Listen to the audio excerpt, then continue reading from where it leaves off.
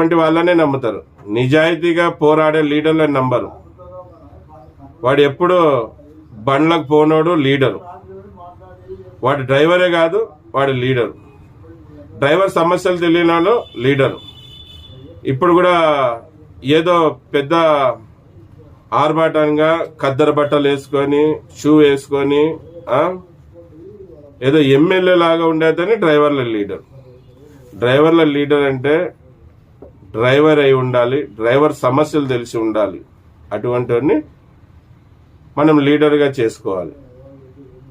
అప్పుడే కదా మన సమస్యలు తెలిసినోడే కదా మన కోసం పోరాడగలుగుతాడు. మన గుర్తింపు కావాలనుకున్నవాడు ఎవరు? డ్రైవర్ అయితేనే కదా మన గుర్తింపు కావాలనుకునేది. మళ్ళీ ఇవన్నీ ఉంటాయి.